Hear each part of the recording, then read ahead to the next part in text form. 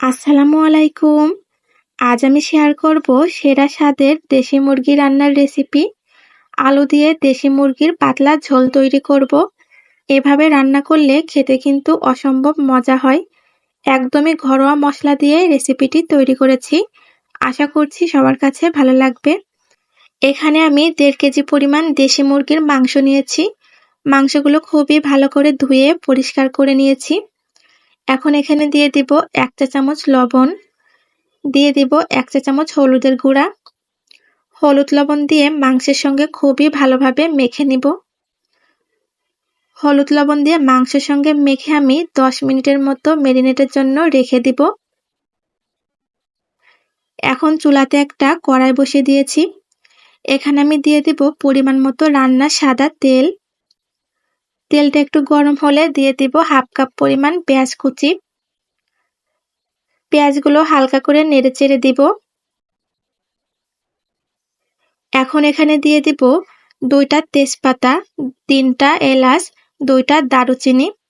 সবকিছু দিয়ে ভালোভাবে নেড়েচেড়ে ভেজে নিতে হবে। এতে করে মশলার সুন্দর একটা সুঘ্রাণ হবে। এখন আমি হালকা বাদামি করে পেঁয়াজগুলো ভেজে নিব। কিছুক্ষণ ভেজে নিয়েছি, দেখুন পেঁয়াজগুলো হালকা বাদামি কালার হয়ে গিয়েছে।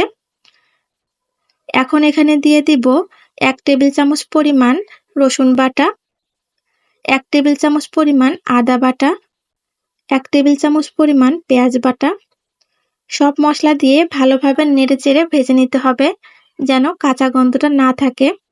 মশলার কাঁচা গন্ধটা থাকলে কিন্তু মাংসের টেস্টটা ভালো আসবে না। অবশ্যই ভালোভাবে ভেজে নিবেন।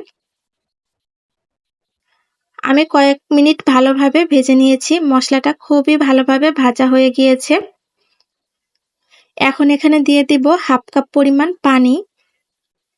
পানি দিয়ে মশলার সঙ্গে ভালোভাবে নেড়েচেড়ে মিশিয়ে নিব। এখন এখানে কিছু গুঁড়া মশলা অ্যাড করব। দিয়ে দিব স্বাদ মতো লবণ, দিয়ে দিব 1 টেবিল চামচ পরিমাণ লাল মরিচের গুঁড়া, 1 চা চামচ হলুদের গুঁড়া, 1 চা চামচ পরিমাণ জিরা গুঁড়া, 1 চা চামচ পরিমাণ গরম মশলার গুঁড়া। সব মশলা দিয়ে ভালোভাবে নেড়েচেড়ে কষিয়ে নিতে হবে। এই মশলাটা যতটা ভালোভাবে কষানো হবে, রান্নার টেস্টটাও কিন্তু ভালো আসবে। এজন্য আমি বেশ কিছুক্ষণ ধরে কষিয়ে নিয়েছি। দেখুন তেল ছেড়ে দিয়েছে। মশলাটা কিন্তু ভালোভাবে কষানো হয়ে গিয়েছে।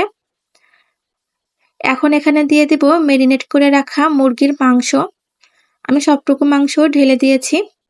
মাংস দিয়ে ভালোভাবে নেড়েচেড়ে মশলার সঙ্গে মিশিয়ে নিতে হবে। আমি এখানে মুরগিটা কষানোর জন্য কোনো এক্সট্রা পানি দিব না। মাংসটা ঢাকনা দিয়ে রাখলে মাংস থেকে পানি ছেড়ে দেবে। সেই পানি দিয়ে মাংসটা কষিয়ে নিব। এতে করে মাংসের টেস্ট অনেক ভালো আসে। আমি ভালোভাবে নেড়েচেড়ে ঢাকনা দিয়ে রাখবো। ফিরে এসেছি কয়েক মিনিট পর। মাংস থেকে কিন্তু অনেকটাই পানি ছেড়ে দিয়েছে।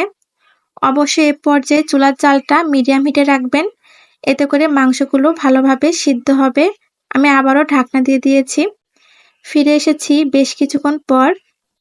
এর মাঝে কয়েকবার আমি ঢাকনা তুলে নেড়ে দিয়েছিলাম অফ ক্যামেরায়। খুবই ভালোভাবে সবকিছু নেড়েচেড়ে দিয়েছি। এখন আমি এখানে দিয়ে দিব কিছু আলু। দেশি মুরগিতে আলু দিলে খেতে কিন্তু খুবই ভালো লাগে। আপনারা আপনাদের পরিমাণ মতো আলু এখানে দিয়ে নেবেন। আলু দিয়ে আবারও ভালোভাবে নেড়েচেড়ে সবকিছুর সঙ্গে মিশিয়ে নিব। এখন আবারও ঢাকনা দিয়ে রাখবো।